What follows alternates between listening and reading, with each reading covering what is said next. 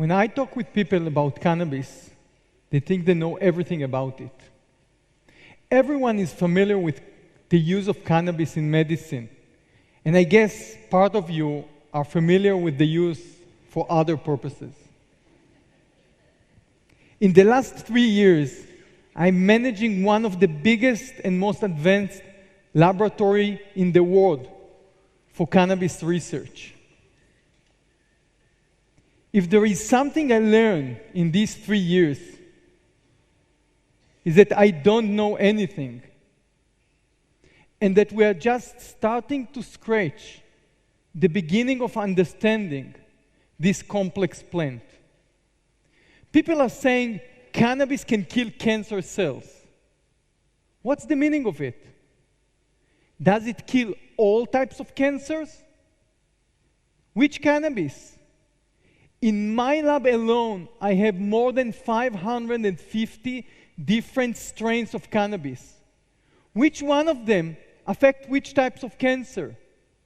The truth, we don't know. Does cannabis can really treat cancer or other diseases? Yes, I assume it can. A good friend of mine, the head of the pain department in one of the biggest hospitals in Israel, told me that when he started to treat with cannabis, one of his first patients was an old lady that suffered from pain, from chronic pain. And nothing else helped her. So he started to treat with cannabis. And after a few weeks, he called her and asked her how she's feeling. "Oh, doctor, it's great. It's amazing. It's totally changes my life." He was surprised, said, "Oh, really? Does it really eliminate the pain?" "Oh, no, doctor, for the pain it didn't help. But now my grandson coming to visit me every evening."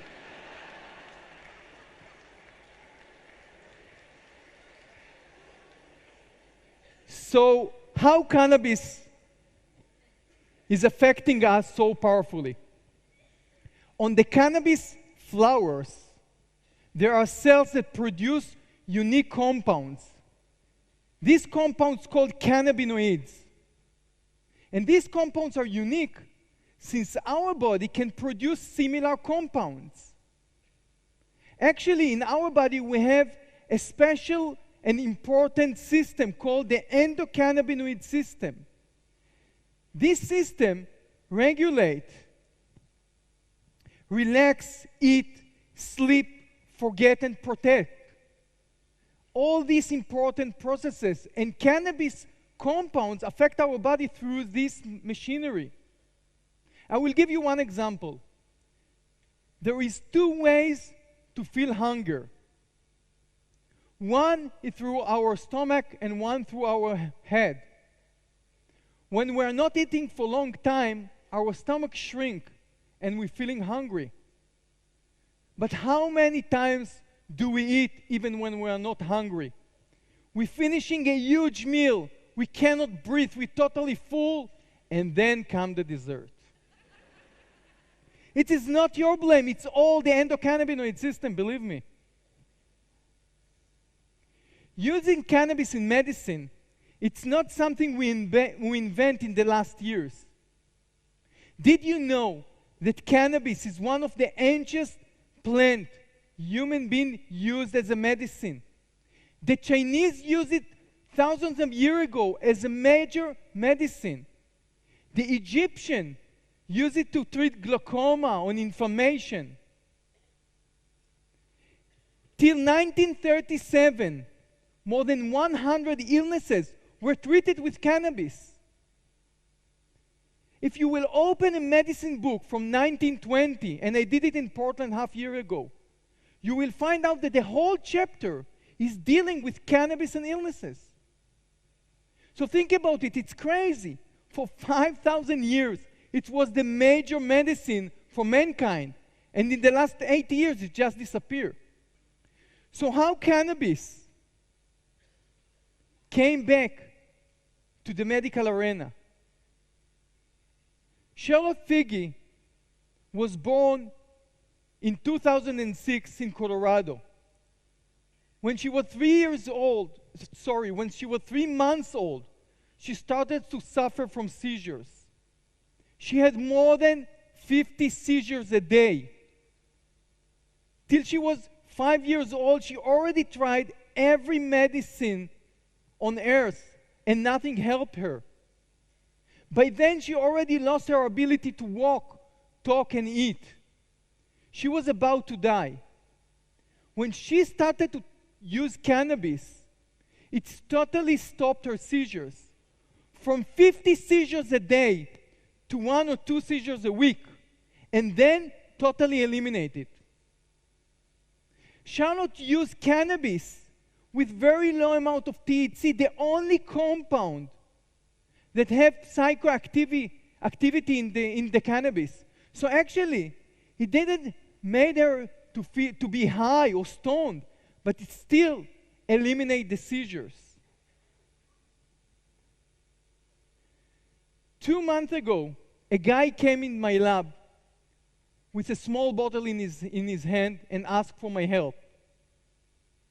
This guy, Daniel, told me that his wife had a small car accident 4 years ago, and since then, she started to suffer from seizures. For a whole year, she was in and out the hospital, trying to find a medicine to help her to reduce the seizures. After 1 year, a friend of Daniel came with an extract that he did from cannabis. And when Daniel's wife started to use it, it stopped totally her seizures. After 4 months, this extract started to run down.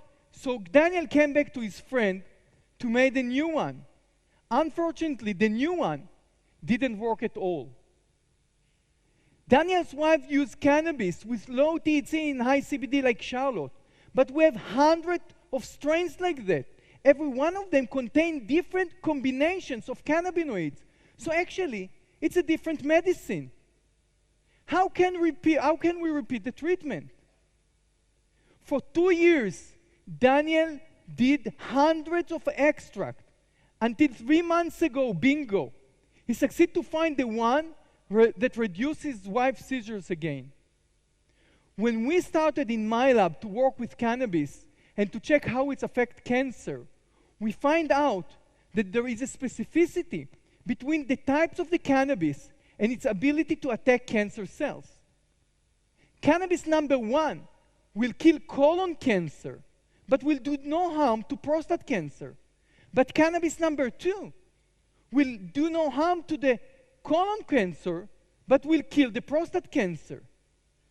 But what are the differences between cannabis number 1 to cannabis number 2? What are the differences between the cannabis that Daniel's wife is using now to the 100 she tried in the last 2 years? You will be surprised to learn that nobody in the world can give you this answer. Even though there are over than 100 cannabinoids and a total of over than 500 active compounds in the cannabis, we are able to identify just few of them. Physicians prescribe cannabis all over the world, but on this prescription, there is no specificity to the types of the cannabis, not dosage or way of administration. How can we repeat a success treatment if we don't know what are the compounds, the active compounds that affect the patient? In order to answer part of this question, we developed in my lab a unique method to identify all the active compounds of cannabis. Today, we are not blind anymore. On top of our basic research in cancer and in a neurodisease, we are running the database project. In this project, today in Israel, every cannabis that a patient can get in Israel, every time that a grower pick a batch or make an extract, it's coming through my lab first, and we're doing full identification. On the other hand, we are following up on the patient, and trying to understand which type of cannabis affect which types of disease. The idea is to merge these two arms and to say in these 30 strains elevate appetite in 80% of the patient. What are the common compounds in these strains that are not existing in the strains that not elevate appetite? And to take to animal model and clinical trial to make it evidence-based. 2 years ago, we started to treat autistic kids, very severe autistic kids, in Israel with cannabis. These kids, most of them didn't communicate at all. Most of them not even in eye contact. These kids are very violent for themselves and the surroundings. Sometimes walking with their hand tied. Sometimes walking with a helmet on the head because they can knock the head to the wall until they are fainting. These kids getting cannabis with very low amount of THC, the only psychoactive compound, so they are not stoned or high. But still we see a phenomenal result. More than 78% success with these kids on many parameters. The cannabis reduced anxiety in these kids. It reduced the violence. It improved their sleep. Think about a child, 17 years old, that's still 7 times a night, waking up every night with shouting. And now he's sleeping all night. But even the most incredible thing, it's improved in the communication. A mother called me and told me that her son, 19 years old kid, was hospitalized for 4 years because he was very violent. But 2 months, just 2 months after he started to get cannabis, he was released home because there was nothing to do with him in the hospital anymore. When he came home, it was an evening. So his mother asked him what he wants for dinner. And for the first time in his life, he looked in her eyes and said, an egg. This mother told me, Daddy, you don't understand. It's not that my child is a normal now. He didn't ask a scrambled egg with onion. But from the moment he was born, I'm reading stories to these kids. I'm talking with him. I'm asking questions. He knows what it is, an egg. He knows what he wants to eat. I didn't waste all my life. These things changed this family's life. 2 months ago, the companies that supply the cannabis extract to these families had a problem with the crop.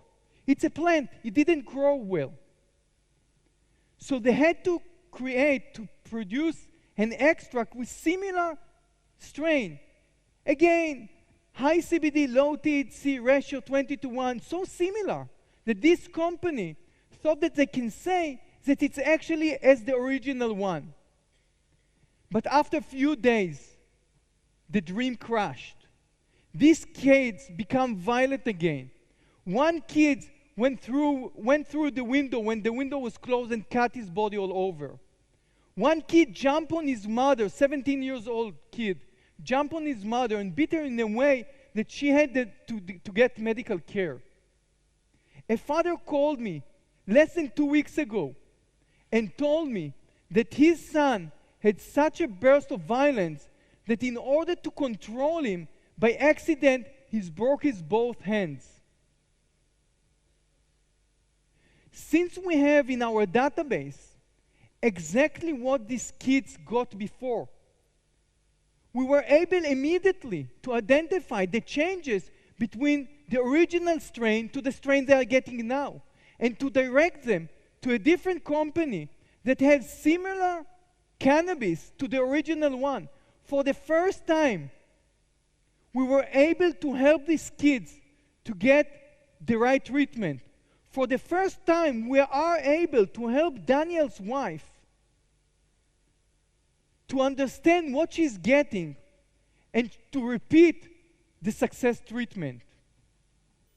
I am a scientist. I have a laboratory for cancer research in the Technion, the Technology Institute of Israel. I'm not a big fan of cannabis. And if it was a spinach and petunia, it was better for me. It was much easier. But it is cannabis. And what I did learn in the last 3 years, that this plant have an enormous potential to treat many illnesses. Whether we like it or not, it is here, and it's not going. We cannot take it away anymore from the kids that have 200 seizures a day, and now they are seizure-free. We cannot take it away anymore from the autistic kids that it changed their life and their family's life. We cannot take it away anymore from the PTSD patient that for years didn't sleep a whole night, and now we can come back to normal life. We need to understand that cannabis won't go anywhere. It's give hope to many people today. It should be another option in the toolbox of the physician to treat the patient. It is our responsibility to learn how to use it better and how to precise it. It's our responsibility to take it to the next level. We, the scientists, the physician, the community, owe it to our patients. Thank you very much.